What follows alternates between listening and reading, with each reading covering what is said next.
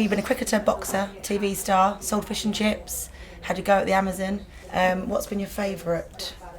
I've been lucky so far because I've not had to do anything that I don't want to do. Yeah. Least favourite is probably boxing. Yes. I didn't like getting punched. I didn't really like punching people neither. So You're not. it's not a great ingredient there for a boxer.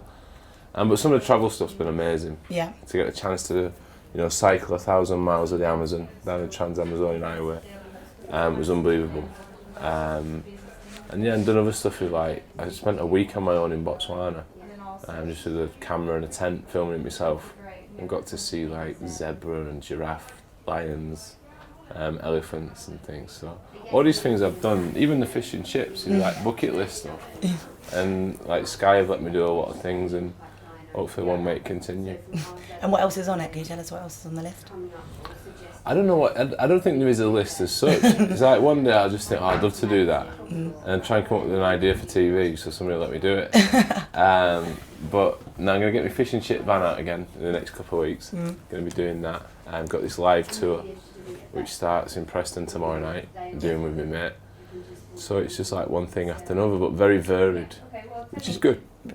I spoke to some comedians and they said sometimes stand-up is like walking out to your own execution. How are you feeling about it?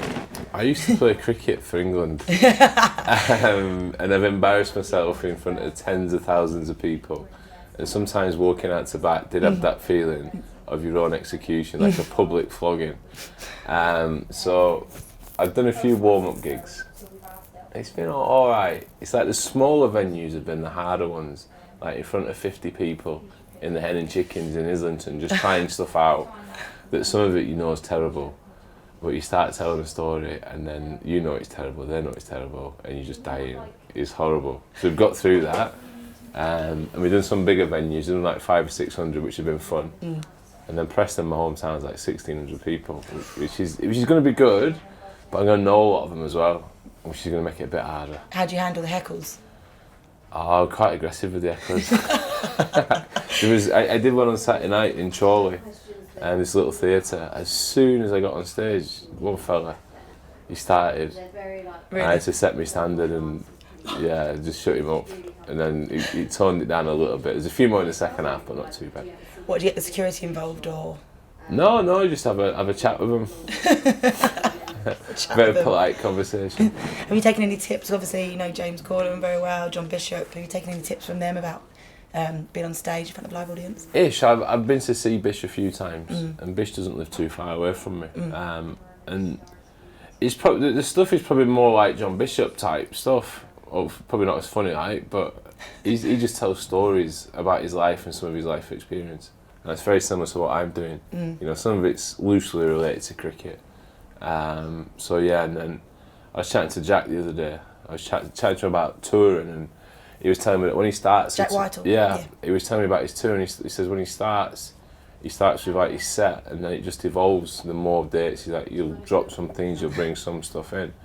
So I suppose I'm lucky the fact that I've got these people around us I can speak to. Yeah. But after the first one, I hope I'm not on the phone at 11:30 at night crying down the front of John Bishop saying, just cancelling the whole thing.